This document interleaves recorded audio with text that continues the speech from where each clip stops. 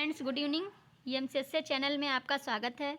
I hope आप लोग अच्छे होंगे और इन्जॉय के साथ पढ़ाई भी कर रहे होंगे। जैसा कि आप लोग सर और मैम की क्लास को खूब इन्जॉय के साथ पढ़ते हैं और क्वेश्चन भी बहुत अच्छे से आप लोग देते हैं। लगता है कि आप लोग बहुत अच्छे मेहनत से पढ़ाई कर रहे हैं। तो उसी प्रकार आप लोग साइंस का भी क्वेश्चन आसानी से सॉल्व कर पा रहे होंगे। अब आप लोगों को साइंस के क्वेश्चन में कोई भी प्रॉब्लम नहीं हो रही होगी, क्योंकि हम लोग कई चैप्टर साइंस के पढ़ चुके हैं, जैसे जीव विज्ञान की शाखाएं, वर्ग की, जैव विकास, मानव संरचना, ब्लड से संबंधित, विटामिन और पोषण से संबंधित।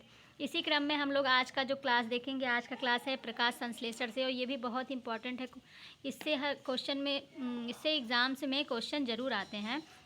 तो मैं उम्मीद करती हूँ कि आप लोगों को ये सब क्लासें बहुत अच्छी लग रही होंगी। बायो की क्लास बहुत अच्छा लग रहा होगा और आप लोग क्वेश्चन भी सॉल्व कर पा रहे होंगे। तो आप लोग वीडियो का बार बार रिवीजन किया करें, बार बार देखा करें और आंसर देने की ज़रूर प्रयास करें, और लास्ट में ज़रूर कमेंट किया करें कि आप लोग कितना क्वेश्चन सही कर पाए हैं। तो इसी के क्रम में हम स्टार्ट करते हैं। आज का पहला क्वेश्चन लेते हैं। पर्णहरित, जिसे क्लोरोफिल भी कहते हैं, में निम्नलिखित में से कौन सा तत्व पाया जाता है? क्लोरोफिल में निम्न में से कौन सा तत्व पाया जाता है? पहला ऑप्शन है लोहा, सेकंड है तांबा, थर्ड है मैग्नीशियम, फोर्थ है मैग्नीज। तो आप लोग जल्दी से कमेंट कीजिए कौन सा ऑप्शन आपका राइट हो जाएगा। क्लोरोफिल में कौन सा तत्व पाया जाता है, जल्दी से कमेंट कीजिए। तो क्लोरोफिल जो होता है एक प्रोटीन युक्त जटिल रासायनिक यौगिक है, और यह जो है पत्तों की जो हरा रंग होता है वो क्लोरोफिल के कारण ही होता है। और इसमें मैग्नीशियम क्लोरोफिल का जो है प्रमुख तत्व है।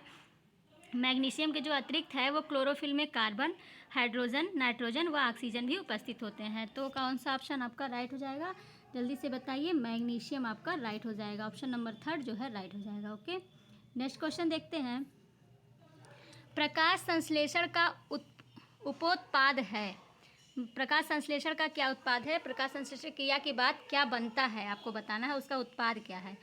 तो पहला ऑप्शन है CO2, सेकंड है O2, थर्ड है ऊर्जा, फोर्थ है शर्करा। तो जल्दी से कमेंट कीजिए कौन सा ऑप्शन आपका राइट हो जाएगा। तो प्रकाश संश्लेषण की जो क्रिया होती है वो पौधे के हरे भाग में होती है और सूर्य के प्रकाश को ग्रहण करते हैं, और वायुमंडल में जो उपस्थित कार्बन डाइऑक्साइड होता है और मृदा में जो शोषित जल होता है उसके द्वारा ये कार्बोहाइड्रेट का निर्माण करते हैं और उसके उत्पाद के रूप में ऑक्सीजन बाहर निकालते हैं। तो प्रकाश संश्लेषण की जो संपूर्ण प्रक्रिया होती है वो कुछ इस प्रकार है। कार्बन डाइऑक्साइड होता है और जल के अणु होते हैं, और ये प्रकाश की उपस्थिति में प्रकाश और क्लोरोफिल की उपस्थिति में, दोनों की उपस्थिति में ये बनाते हैं ग्लूकोज, C6H12O6। ये ग्लूकोज का फार्मूला है, और ऑक्सीजन जल निकालते हैं और प्लस ऑक्सीजन गैस बाहर निकालते हैं। अब इसको हम बैलेंस करते हैं, तो ये हम लोग प्रोसेस है बैलेंस करने का, तो इसको हम लोग आगे केमिस्ट्री में पढ़ेंगे। हम आपको ऐसे ही बता दें, जैसे इसमें देखिए कार्बन के 6 अणु हैं और इधर कहीं कार्बन नहीं है और यहाँ कार्बन के 1 अणु हैं, तो इसको बैलेंस करने के लिए यहाँ हम 6 लगा दिए। अब यहाँ पे 6 लगा दिए तो ऑक्सीजन यहाँ 2 है, तो इसका आपस में गुणा हो जाएगा तो 12 ऑक्सीजन हो जाएगा। अब 12 ऑक्सीजन, ग्लूकोज में 6 ऑक्सीजन हम आपका यहाँ दिया हुआ है, यहाँ देखिए 1 ऑक्सीजन यहाँ भी बच रहा है, यहाँ भी बच रहा है। तो इसको बैलेंस करने के लिए यहाँ पे देखिए 1 ऑक्सीजन यहाँ पे है, तो यहाँ पे 12 लगा देंगे और यहाँ पे 6 ऑक्सीजन कर देंगे, और यहाँ पे 6 ऑक्सीजन इधर हो गया। अब देखिए बैलेंस हो गया है, यहाँ पे 6 कार्बन हो गया, ये बराबर हो गया, ये 12 हाइड्रोजन यहाँ पे है, और ये 6 12 12 24 हाइड्रोजन हो गया, ये बैलेंस हो गया। यहाँ देखिए 12 ऑक्सीजन है, तो यहाँ 6 ऑक्सीजन और यहाँ 6 ऑक्सीजन और यहाँ 6 ऑक्सीजन, और यहाँ पे देखिए ये भी 12। तो आपका इस प्रकार ये बैलेंस हो गया। तो 6CO2 आपका बन गया 6CO2 बना, कार्बन डाइऑक्साइड के 6 अणु और 12 जल के अणु हैं, जल हो गया। प्रकाश और क्लोरोफिल की उपस्थिति में ये बनाए हैं glucose, C6H12O6 plus 6H2O plus 6 oxygen के अणु ये बाहर निकल गए। तो कार्बन डाइऑक्साइड और जल की उपस्थिति में प्रकाश संश्लेषण और क्लोरोफिल के द्वारा ये ग्लूकोज, जल और ऑक्सीजन, तो आपका उत्पाद क्या बना? ऑक्सीजन गैस मुक्त हुआ। प्रकाश संश्लेषण की क्रिया के द्वारा ये ऑक्सीजन गैस मुक्त करते हैं। तो आपका ऑप्शन नंबर कौन सा राइट है? आपका ऑप्शन नंबर सेकंड जो है राइट हो जाएगा। ये केमिस्ट्री के पार्ट्स हैं, इसकी जो रिएक्शन होते हैं इसको बैलेंस करने का। तो यहाँ पे हम लोगों को केवल आंसर जानना है कि प्रकाश संश्लेषण में कौन कौन सा उत्पाद बनता है। तो हम लोग इतना ही जाने, फिर आगे जब हम लोग केमिस्ट्री पढ़ेंगे तो उसमें और डिटेल से जानेंगे कि कैसे हम बैलेंस करते हैं। ओके, नेक्स्ट क्वेश्चन देखते हैं। हरे पौधों में प्रकाश संश्लेषण की क्रिया में होता है। पहला ऑप्शन है नाइट्रोजन लेना व ऑक्सीजन छोड़ना, दूसरा है कार्बन डाइऑक्साइड लेना व ऑक्सीजन छोड़ना, तीसरा है ऑक्सीजन लेना व कार्बन डाइऑक्साइड छोड़ना, फोर्थ है ऑक्सीजन लेना और नाइट्रोजन छोड़ना। तो आपको बताना है कि हरे पौधे प्रकाश संश्लेषण की क्रिया में क्या होता है। तो अभी मैंने डिटेल में बताया कि प्रकाश संश्लेषण की क्रिया में क्या क्या होता है। वो वायुमंडल से कार्बन डाइऑक्साइड और मृदा से जल लेते हैं और प्रकाश की ऊर्जा और क्लोरोफिल की उपस्थिति में वो ग्लूकोज, जल और ऑक्सीजन मुक्त करते हैं।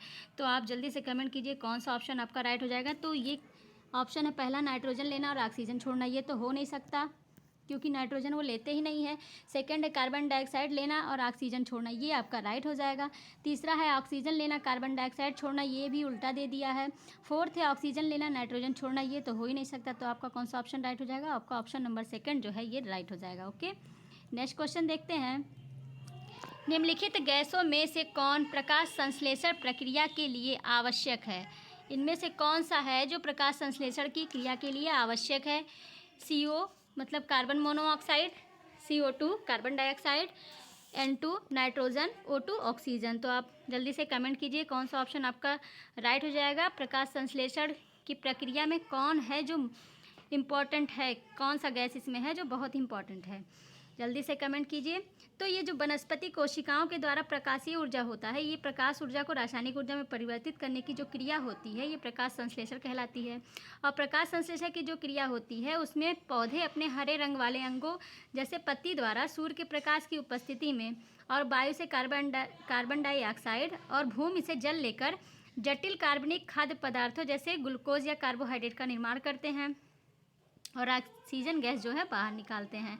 तो जल, कार्बन डाइऑक्साइड, सूर्य का प्रकाश और क्लोरोफिल जो है ये प्रकाश संश्लेषण के लिए आवश्यक अवयव हो गए। तो कौन सा ऑप्शन आपका राइट हो जाएगा? आपका ऑप्शन नंबर सेकंड जो है ये राइट हो जाएगा, carbon dioxide. Okay, next question देखते हैं। प्रकाश संश्लेषण प्रक्रिया के लिए निम्नलिखित में से किसकी उपस्थिति आवश्यक नहीं है? आपको बताना है कि प्रकाश संश्लेषण प्रक्रिया में किसकी उपस्थिति आवश्यक नहीं है। तो अब आपको कोई दिक्कत नहीं होगा क्योंकि आपको पता चल गया है प्रकाश संश्लेषण में क्या क्या होता है, वायुमंडल से क्या लेते हैं, मिट्टी से क्या लेते हैं, उस किसकी उपस्थिति में हम क्रिया करते हैं और कौन सा उत्पाद बनता है। आपको पता चल गया तो जल्दी से कमेंट कीजिए कौन सा ऑप्शन आपका राइट हो जाएगा। तो ऑप्शन इसमें है सूर्य का प्रकाश। तो कौन सा आवश्यक नहीं है ये बताना है। तो सूर्य का प्रकाश तो आवश्यक ही है, सूर्य के प्रकाश की उपस्थिति में ही पौधे अपना भोजन बनाते हैं। सेकंड है ऑक्सीजन, थर्ड है जल, तो जल भी है कार्बन डाइऑक्साइड। तो आपका ये जल जो है, ऑक्सीजन जो है ये तो उत्पाद के रूप में देते हैं ना, प्रकाश संश्लेषण प्रक्रिया में उस समय नहीं भाग लेते, ये तो उत्पाद के रूप में निकालते हैं। तो ये आवश्यक नहीं हो गया। प्रकाश संश्लेषण प्रक्रिया में जो है ये ऑक्सीजन की उपस्थिति आवश्यक नहीं है। ओके, और सूर्य का प्रकाश, जल और कार्बन डाइऑक्साइड तीनों हो जाएगा। ओके, नेक्स्ट क्वेश्चन देखते हैं। प्रकाश के निम्नलिखित प्रकारों में से किनका पौधे द्वारा तीव्र शोषण होता है? पौधे द्वारा किनका तीव्र शोषण होता है आपको बताना है। पहला ऑप्शन है बैगनी और नारंगी, सेकंड है नीला और लाल, थर्ड है इंडिगो और पीला, फोर्थ है पीला और बैगनी। तो जल्दी से कमेंट कीजिए कौन सा ऑप्शन आपका राइट हो जाएगा। प्रकाश के निम्नलिखित प्रकारों में किनका पौधे द्वारा तीव्र अवशोषण, मतलब वो किस कलर का वो अवशोषण कर लेते हैं, बहुत तीव्र, यहाँ पे अवशोषण होगा, शोषण केवल हो गया है, यहाँ पे अवशोषण कर लेते हैं, अवशोषण होता है। तो जल्दी से कमेंट कीजिए। तो पौधे जो है ये क्लोरोफिल नामक वर्णक की सहायता से सूर्य के प्रकाश और कार्बन डाइऑक्साइड की उपस्थिति में अपना भोजन बनाते हैं। इसी क्रिया को प्रकाश संश्लेषण कहते हैं। तो क्लोरोफिल का जो हरा रंग होता है या सूर्य के विद्युत चुम्बकीय स्पेक्ट्रम में उपस्थित जो नीले तथा लाल रंग जो होते हैं उनका अवशोषण बहुत तीव्रता से कर लेते हैं। तो आपका कौन सा ऑप्शन राइट हो जाएगा? नीला और लाल। ऑप्शन नंबर सेकंड जो है ये राइट हो जाएगा। ओके, और ये लाल रंग का जो तरंगदैर्घ्य होता है ये 650 नैनोमीटर होता है, और बैगनी रंग का जो नीले रंग या बैगनी बोल सकते हैं उसका 475 नैनोमीटर होता है। तो ये दोनों है जो ये पौधे द्वारा तीव्र अवशोषण हो जाता है, नीला और लाल। ओके, नेक्स्ट क्वेश्चन देखते हैं। पृथ्वी पर अधिकांश ऑक्सीजन उत्पादित होता है, पृथ्वी पर अधिकांश ऑक्सीजन उत्पादित होता है किससे? घास से, शैवालों से, वृक्षों से, धान के खेतों से। तो जल्दी से आंसर बताइए कौन सा ऑप्शन आपका राइट हो जाएगा। तो पृथ्वी पर जो कुल प्रकाश संश्लेषण का लगभग 90% भाग जो होता है, 90% भाग ये जलीय पौधे या शैवालों द्वारा होता है, और इनमें से जो 80 से 85% भाग है, 80 से 85% भाग जो है ये समुद्र में होता है, और शेष जो 5 से 10% भाग होता है ये नदी द्वारा और तालाब द्वारा होता है। और हरे पौधे जो होते हैं प्रकाश संश्लेषण की क्रिया में कार्बन डाइऑक्साइड का अवशोषण करते हैं और उसके बदले में हमको कार्बोहाइड्रेट और ऑक्सीजन उत्पाद के रूप में दे देते हैं। तो आपका कौन सा ऑप्शन राइट हो जाएगा? आपका ऑप्शन नंबर सेकंड जो है राइट हो जाएगा। शैवाल जो है, शैवाल जो करते हैं समुद्रों में सबसे ज़्यादा जो होता है जलीय पौधे और शैवालों द्वारा 90%, और 80 से 85% जो होता है ये समुद्र में होते हैं, और 5 से 10% जो होते हैं ये नदी और तालाब में प्रकाश संश्लेषण की क्रिया होती है। ओके, नेक्स्ट क्वेश्चन देखते हैं। प्रकाश संश्लेषण होता है, आपको बताना प्रकाश संश्लेषण कब होता है? रात्रि में, दिन में और रात्रि में, दिन में अथवा रात्रि में, केवल दिन में। तो जल्दी से बताइए प्रकाश संश्लेषण की क्रिया कब होती है? कॉमन सेंस में भी आप लोग बता सकते हैं।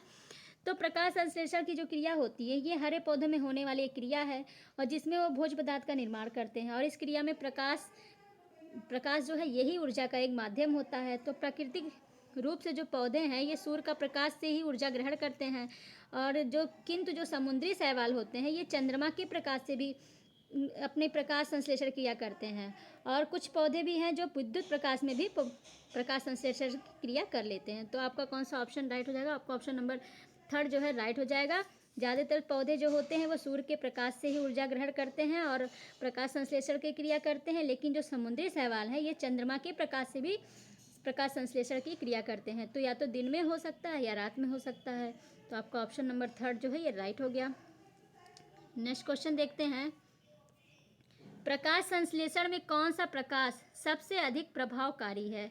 आपको बताना है कि प्रकाश संश्लेषण में जो प्रकाश है वो सबसे अधिक प्रभावकारी किस कलर में है। तो पहला ऑप्शन है लाल, दूसरा नीला, तीसरा हरा, चौथा बैगनी। तो जल्दी से कमेंट कीजिए कौन सा ऑप्शन आपका राइट हो जाएगा।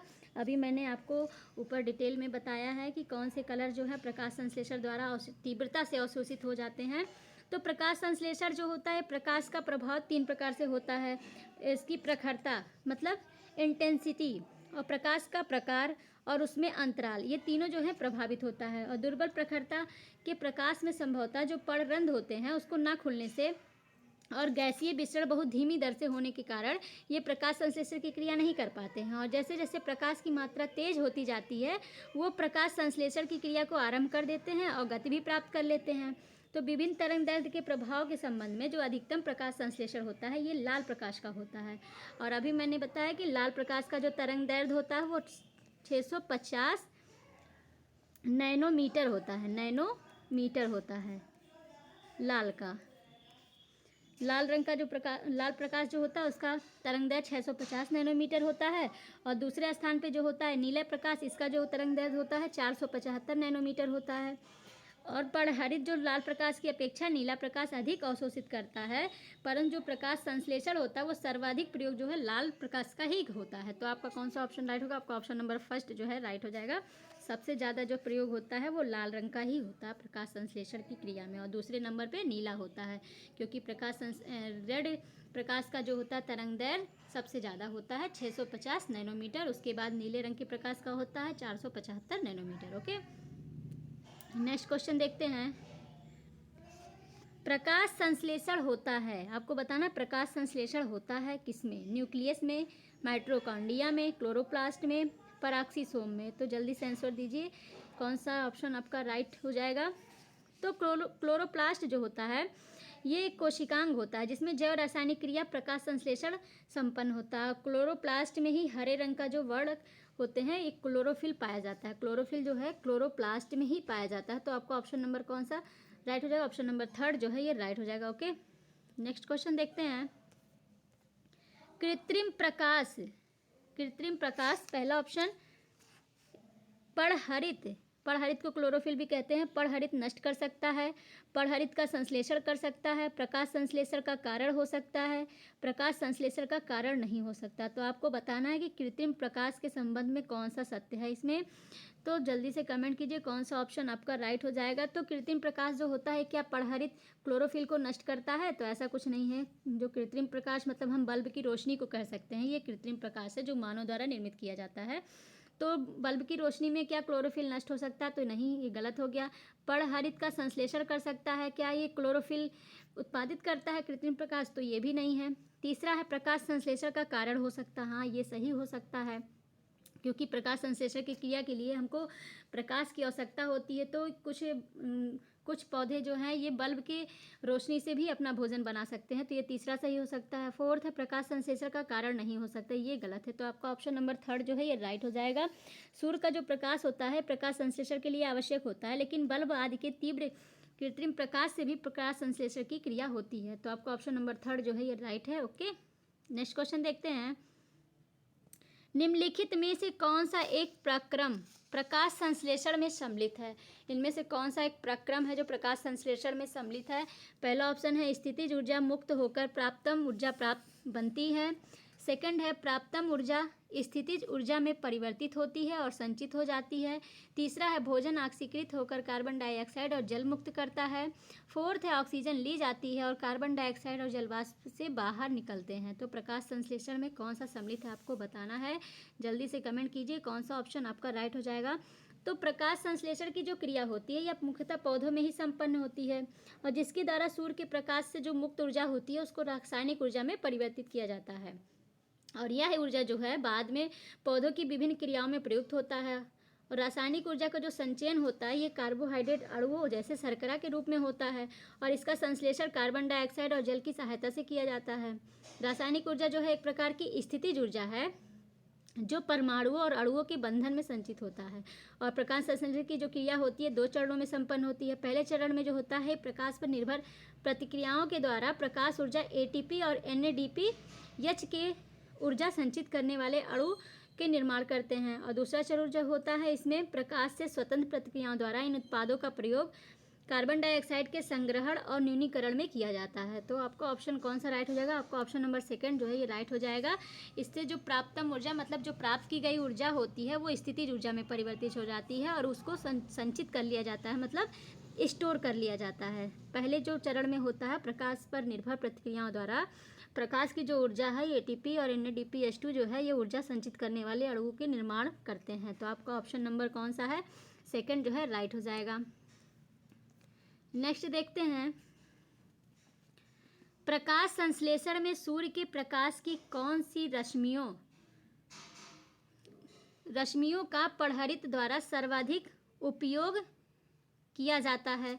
आपको बताना है कि प्रकाश संश्लेषण में सूर्य के प्रकाश की कौन सी किरणों का क्लोरोफिल द्वारा सर्वाधिक प्रयोग किया जाता है, लाल, पीला, हरा, नीला। तो जल्दी से कमेंट कीजिए, ये तो कई बार रिपीटेड हो गया है, तो इसका केवल क्वेश्चन पूछने का तरीका इसमें चेंज है, घुमा के आपको घुमा के क्वेश्चन पूछा गया है, लेकिन इसका आंसर बस वही होगा।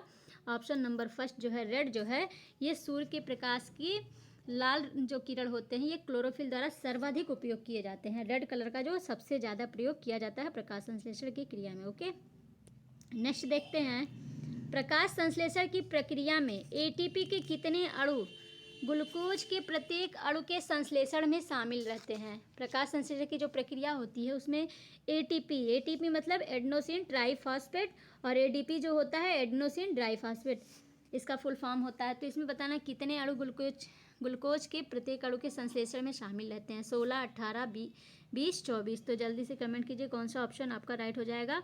तो प्रकाश संश्लेषण की जो प्रक्रिया होती है उसमें ग्लूकोज के प्रत्येक अणु के संश्लेषण में एटीपी के 18 अणु शामिल होते हैं, एटीपी के 18 अणु शामिल होते हैं। तो आपका ऑप्शन नंबर सेकंड जो है ये राइट हो जाएगा, 18। ओके, नेक्स्ट क्वेश्चन देखते हैं, निम्नलिखित में से कौन अधिकतम कुशलता पूर्वक सौर ऊर्जा को रासायनिक ऊर्जा में परिवर्तित करता है?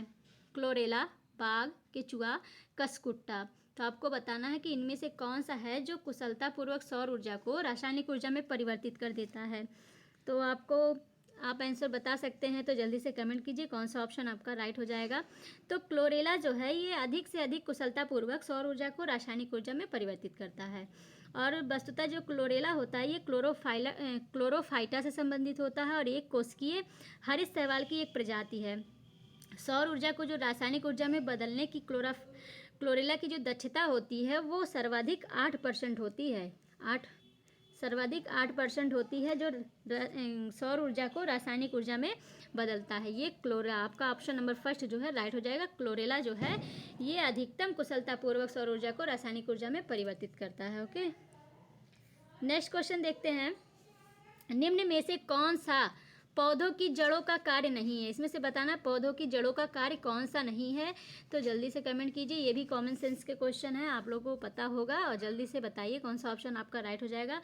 तो पहला ऑप्शन है प्रकाश संश्लेषण, दूसरा है जल का अवशोषण, तीसरा है पोषक तत्वों का अवशोषण और फोर्थ है पौधों को सहारा देना। तो आप जल्दी से कमेंट कीजिए कौन सा ऑप्शन राइट है।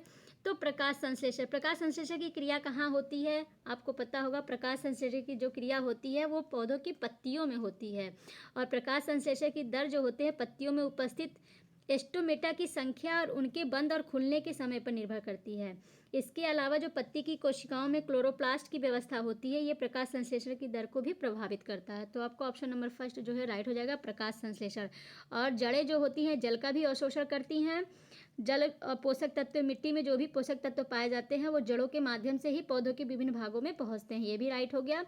और पौधों को सहारा देने का भी काम ये जड़ें करती हैं। ओके, तो आपका ऑप्शन नंबर फर्स्ट जो है प्रकाश संश्लेषण ये जड़ों का कार्य नहीं है। नेक्स्ट देखते हैं। अधोलिखित में से कौन सा पृथ्वी के कार्बन चक्र में कार्बन डाइऑक्साइड की मात्रा को नहीं बढ़ाता है? इनमें से कौन सा है जो कार्बन चक्र में कार्बन डाइऑक्साइड की मात्रा को नहीं बढ़ाता है? तो पहला ऑप्शन है श्वसन, दूसरा है प्रकाश संश्लेषण, तीसरा है जैविक पदार्थों का क्षय, फोर्थ है ज्वालामुखी क्रिया। तो किसमें कार्बन डाइऑक्साइड की मात्रा नहीं बढ़ती है आपको बताना है। जल्दी से कमेंट कीजिए कौन सा ऑप्शन राइट हो जाएगा। तो देखते हैं श्वसन जब हम सांस लेते हैं और फिर बाहर निकालते हैं ये क्रिया जो होती है श्वसन होती है, तो उसमें कार्बन डाइऑक्साइड तो निकलता ही है, तो ये कार्बन डाइऑक्साइड की मात्रा को बढ़ाएगा ही कार्बन चक्र में। और सेकंड है प्रकाश संश्लेषण, थर्ड है जैविक पदार्थों का क्षय। जैविक पदार्थों का क्षय जो होता है तो उसमें भी कोई भी पदार्थ सड़ते गलते या उनका क्षरण होता है तो उसमें भी कार्बन डाइऑक्साइड निकलता है। ज्वालामुखी क्रिया में तो कार्बन गैस निकलता ही निकलता है। तो आपका ऑप्शन बचा प्रकाश संश्लेषण। प्रकाश संश्लेषण में ये कार्बन गैस को एब्जॉर्ब करते हैं और ऑक्सीजन निकालते हैं, तो आपका यही ऑप्शन सही हो जाएगा, प्रकाश संश्लेषण। वायुमंडल में जो कार्बन डाइऑक्साइड गैस होती है ये श्वसन, दहन, किण्वन, विघटन आदि क्रियाओं के द्वारा मुक्त होती है और स्थलीय पौधे इन्हें सीधे ही वायु से ग्रहण कर लेते हैं।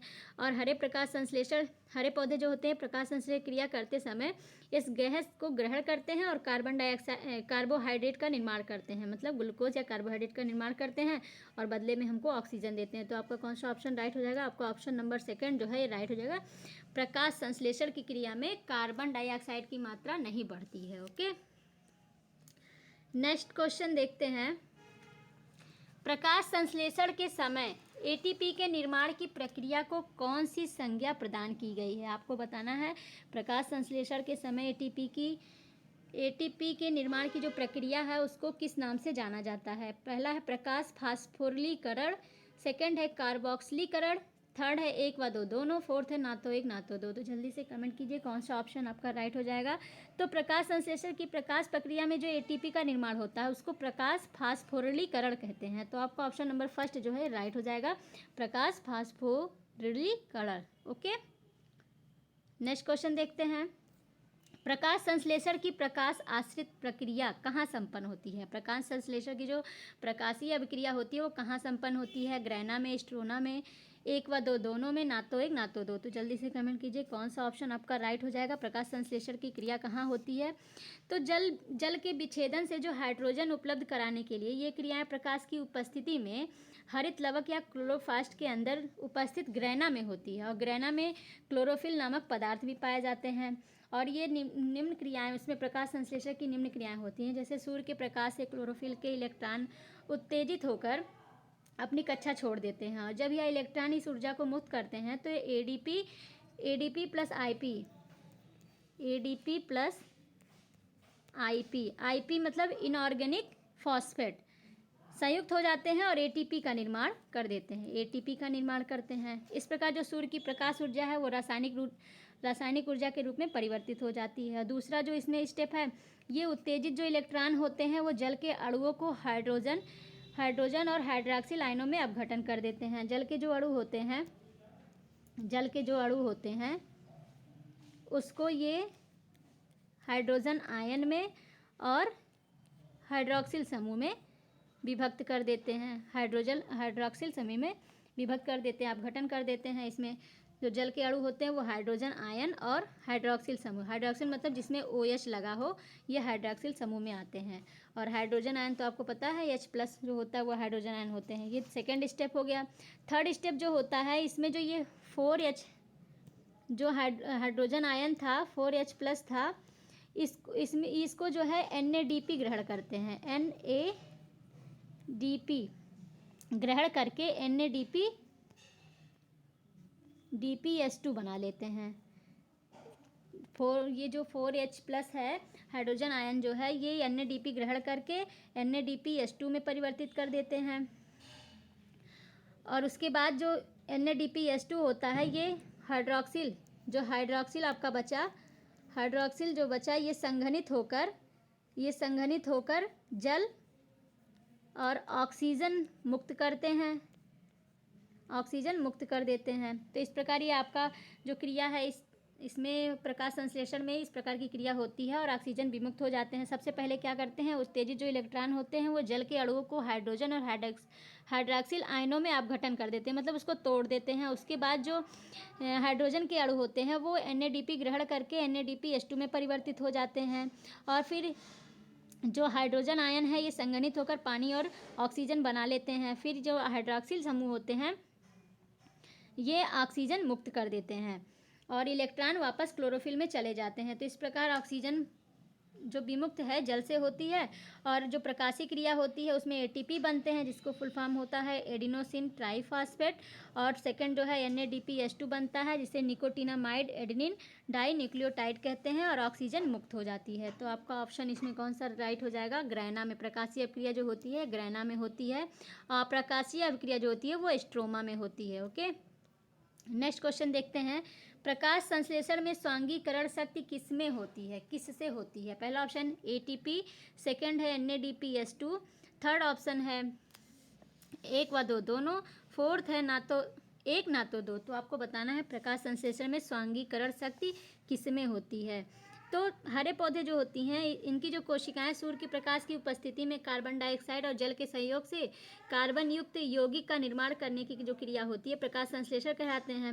और इस क्रिया में सूर्य की प्रकाश की जो विकिरण ऊर्जा होती है ये कार्बोहाइड्रेट में संचित हो जाती है और इससे प्रयुक्त जो कार्बन डाइऑक्साइड के कार्बन का स्वांगीकरण होता है और इस प्रक्रिया को ही कार्बन स्वांगीकरण भी कहते हैं। और प्रकाश संश्लेषण जो है एक प्रकार का उपचयन या अपचयन क्रिया है जिसमें जल के अणुओं का उपचयन होकर ऑक्सीजन गैस निकलती है और कार्बन डाइऑक्साइड अणुओं का अपचयन होकर कार्बोहाइड्रेट का निर्माण होता है। और कार्बन डाइऑक्साइड का जो अपचयन द्वारा कार्बोहाइड्रेट का निर्माण होता है इसे ही स्वांगीकरण शक्तियाँ होती हैं, जैसे ATP तथा NADPS2 की आवश्यकता होती है। और कार्बन डाइऑक्साइड का जो अपचयन होता है ये अंधकार में, परंतु स्वांगीकरण शक्तियों का उत्पादन प्रकाश की उपस्थिति में ही होता है। तो आपका कौन सा ऑप्शन राइट हो जाएगा? आपका दोनों सही हो जाएगा। ADP व NADPS2 जो होती हैं ये प्रकाश संश्लेषण में स्वांगीकरण की शक्ति होती हैं। ओके, नेक्स्ट क्वेश्चन देखते हैं। PS1 में ऊर्जा कहाँ एकत्रित होती हैं? आपको बताना है PS1 में ऊर्जा कहाँ एकत्रित होती हैं। P700, P680, P800, P780। तो PS जो होता है इसको बोलते हैं फोटो सिस्टम, PS को फोटो सिस्टम बोलते हैं। और P जो होता है ये इसका फुल फॉर्म जो होता है फोटो होता है, PS का होता है photo system.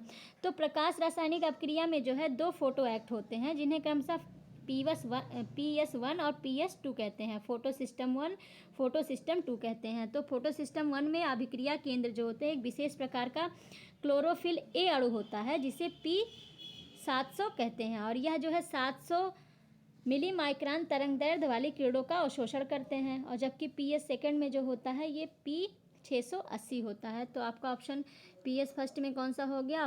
Option number first जो हो गया P700, ये राइट हो गया। नेक्स्ट देखते हैं। पौधों में ग्लूकोज के एक अणु के निर्माण हेतु एडीपी तथा NADPH2 के कितने अणुओं की आवश्यकता होती है? 12 व 18, 18 व 12, 15 व 18, 16 व 20। तो आपको बताना है पौधे में जो ग्लूकोज के एक अणु होते हैं वो कितने एडीपी और कितने NADP अणुओं का निर्माण करते हैं। तो जल्दी से कमेंट कीजिए कौन सा ऑप्शन आपका राइट हो जाएगा। तो जो केल्विन चक्र होता है उसमें एक कार्बन परमाणु का अपचयन होता है और 6 कार्बन डाइऑक्साइड के अपचयन के लिए 6 चक्रों की आवश्यकता होती है और इन सभी में जो है 18 ATP और 12 NADPH2 प्रयुक्त होते हैं। तो आपका ऑप्शन नंबर कौन सा राइट हो जाएगा? 18 ADP और 12 NADPH2 होते हैं। क्रम में बताना है, ADP के 18 अणु हो जाएंगे, NADP के 12 अणु हो जाएंगे। तो आपका ऑप्शन नंबर सेकंड जो है राइट हो गया। नेक्स्ट क्वेश्चन देखते हैं, प्रकाश प्रक्रिया का अध्ययन किस वैज्ञानिक ने किया था? आपको बताना प्रकाश प्रक्रिया का जो अध्ययन है किस वैज्ञानिक ने किया? M kelvin, A Benson, Robert हिल, उपर्युक्त सभी। तो जल्दी से कमेंट कीजिए कौन सा ऑप्शन आपका राइट हो जाएगा। तो प्रकाश प्रक्रिया का जो अध्ययन होता है ये रॉबर्ट हिल नामक वैज्ञानिक ने किया था और इसीलिए इन्हें हिल प्रक्रिया भी कहते हैं। तो आपका ऑप्शन नंबर कौन सा राइट होगा? ऑप्शन नंबर थर्ड जो है राइट होगा, रॉबर्ट हिल। ओके, नेक्स्ट क्वेश्चन देखते हैं, जल के प्रकाशीय अपघटन में आवश्यक तत्व हैं। जल के प्रकाशीय अपघटन में कौन से तत्व आवश्यक हैं? मैग्नीज, क्लोरीन, 1 व 2 दोनों, ना तो 1 ना तो 2। तो जल्दी से आंसर बताइए कौन सा ऑप्शन आपका राइट हो जाएगा। तो प्रकाश रासायनिक अभिक्रिया में जल के जो प्रकाशीय अपघटन के दौरान मैग्नीज और क्लोरीन आवश्यक तत्व होते हैं और यह जल अपघटन जो होता है ये फोटो सिस्टम सेकंड से संबंधित होता है। तो कौन सा ऑप्शन आपका राइट हो जाएगा? आपका ऑप्शन नंबर थर्ड जो है राइट हो जाएगा, 1 व 2 दोनों। ओके, नेक्स्ट क्वेश्चन देखते हैं और आज का लास्ट क्वेश्चन, प्रकाश संश्लेषण के लिए आवश्यक होता है। प्रकाश संश्लेषण के लिए क्या आवश्यक होता है? कार्बन डाइऑक्साइड, जल, क्लोरोफिल, उपर्युक्त सभी।